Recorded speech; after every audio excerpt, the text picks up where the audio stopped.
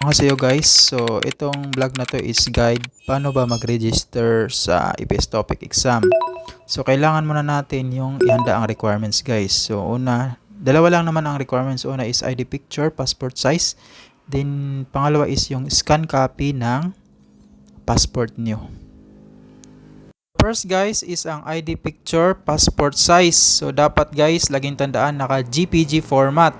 Then yung size niya is not more than 15 KB. So magandang perfect size niya is nasa 14.50 KB. So yan ang experience ko, pasok siya. Then dapat no borderline. Then naka formal attire tayo guys. Then white bike background. Tapos no glasses or no cap or mga kwintas o mga borloloy guys. Then, next requirement guys is clear scan copy of passport. Dapat malinaw guys. Papascan guys sa computer shop. Dapat malinaw. Then, GPG format. Not more than 100 MB. 1 MB size. So, perfect size niya is dapat nasa 950 KB. Pag lumagpas kasi ng 1 MB size, may mga tendency hindi siya papasok. So, suggestion ko, base sa experience ko is 950 KB. So, kapag nag-size naman kayo, resize, dapat marami kayong handa mga reserva para in case na kung hindi pumasok, may mga ano pa kayo, ano kayo sa oras. So, example, gawa rin kayo ng 1 MB or mga 900 KB, ganyan. Then, dapat malinaw talaga guys para hindi kayo ma-disqualified. Yan kasi yung mga tendency o mga reasons na na-disqualified kayo. So, next guys is punta kayo sa sa Chrome browser nyo, then i-type nyo tong address dmw.gov.ph pag wala kayong link. So pag dito na, pag binuksan na yung link, halimbawa example is sinabi ng DMW is ngayong araw na to, example is December 8, 2023, registered sila. So, punta ka dito sa site na to. So, type mo lang to, dmw.gov.ph. Pag nasa website ka na nila, scroll mo lang sa baba. Then, hanapin mo yung ito. Dito, page na to. So, click mo lang to. Dito siya. Yan sila nagpo-post. So, EPS topic 2022 pa to guys. So, dapat ma-refresh to 2023 na. So, click mo lang yan guys. Yan. Pag na-click mo na, pasok ka na dito. Ito na yung link nila. So, sa ngayon is close pa yung link. So, bibigay ako ng example pag na-open na to, anong itsura niya at paano kayo mag-fill up para mabilis lang. So, mabilisan lang kasi to guys. Paunahan lang. So, dapat presence of mind kayo. And guys, nandito na tayo sa website ng registration ng EPS topic. So, example lang to guys ha. So, online registration. So, ngayon guys, pag nandito na kayo sa website at nagbukas na ang website, nag-open ang link. So, lagi nyong tandaan na presence of mind lang guys. Huwag kayong relax lang para hindi kayo magkamali. Tapos, dapat mabilis kasi alam mo naman, pabilisan kasi ang registration. Bawa example, 10,000 lang allowed na mag-exam. So, kailangan nationwide kasi yan. Kailangan dapat unahan kasi yan, pabilisan. So, dapat mabilis kayo mag-type. Then, dapat walang mali, accurate dapat. So, ginawa ko tong practice na to or guide na to para hindi kayo magkamali at alam niyo na rin pag registration na sa exam. So, ito na yan. So, una is pili kayo ng category. So, assemble. Tatlo lang naman to assemble, measure, tsaka join. So, kahit saan dyan. So, pipili kayo kahit isa. Isa lang talaga. So, assemble. Click mo lang. So, ito naman, stayed in Korea. So, laging dapat ninyong i-click. Lalo na pagbaguhan or nakarating naman kayo sa Korea.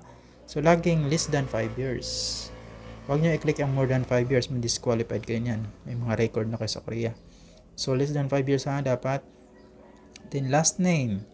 So, dapat correct din tama rin yung spelling. Halimbawa, example lang, apelyido mo is De La Cruz. So, kung ano yung nakalagay sa passport, ganun din. So, spelling is wrong ha. Dapat hindi kayo magkamali nito para hindi kayo ma-disqualified. So, De La Cruz. So, next, first name. So, Example, Juan. Middle name, dapat kompleto. So, halimbawa, Santos. So, suffix, halimbawa, junior kayo. Kung wala naman, so leave it blank. So, sex, male. Pag lalaki kayo, huwag kayong magkamali. Birthday, so birthday mo is, example lang to ha, January 6, so 1990. Yan, passport. So, kung anong nakalagay sa passport number mo, kopyahin mo. Halimbawa, example, PA 5678905.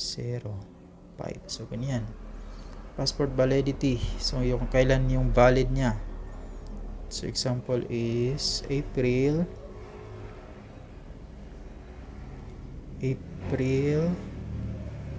25. So, 2030. So, email address. Dapat active yung email mo, na-access mo. Hindi pwedeng, hindi ko kasi alam yung password. So, hindi ko ma-access. So, nasa yun na yan guys. Dapat presence of mind. Dapat naka-ready na yan. So, email address mo. Example, 1dkorea@gmail.com. So, mobile number. Dapat active din yan.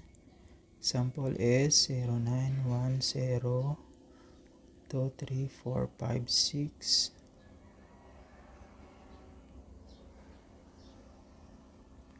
11. Tama ba? Basta tama yung example lang yan ng number. Dapat tama yan guys. So, province. Example, ang province mo. Saan ka ba? Ano ang province mo? So, example ng province is Cavite. So, Cavite. Then, so, city. Ano bang city? Bacoor. Lagay natin. Bacoor. So, password. Dapat alam mo ang password. Sulat mo na yan sa papel. Para hindi mo makalimutan kasi kailangan mo talaga yan mamaya pag nag-payment ka na. So, yan guys. Example is Fishman 1, 2, 3. So, ito naman. Fishman 1, 2, 3. Wait lang, hindi magkatugma. Purahin muna natin ulit. Fishman 1, 2, 3. Ito naman is Fishman 1, 2, 3. So, dapat tama guys yung dalawa. Retype password. Pareha silang tama. Then, ito na yung picture mo na diniscuss ko kanina. Ito yun. Click mo lang yung sample. Tapos, media. Select mo yung picture mo na ginawa mo kanina. Ito yung ayan. Next naman itong passport. So, click mo lang yan, sample passport. Then, may pop-up na media. Piliin mo yung passport mo. Ayan na guys. Then, double check mo. Huwag mo munang i-click. Dapat tingnan mo, double check mo muna. So, job category, stayed in Korea 5 years. So, dapat correct yung last name, first name, middle name, spelling, suffix, birthday, kahit yan lahat. Double check mo yan, email, passport validity. Tapos yung mga password. So, ayan, okay na yan guys. Then, check mo yung I attest. Then, click mo lang yung registered para pasok ka na. So, click natin registered. So, ito na yan guys. So, ito na yung your registration number. Ay na yan. Kailangan screenshot mo yan.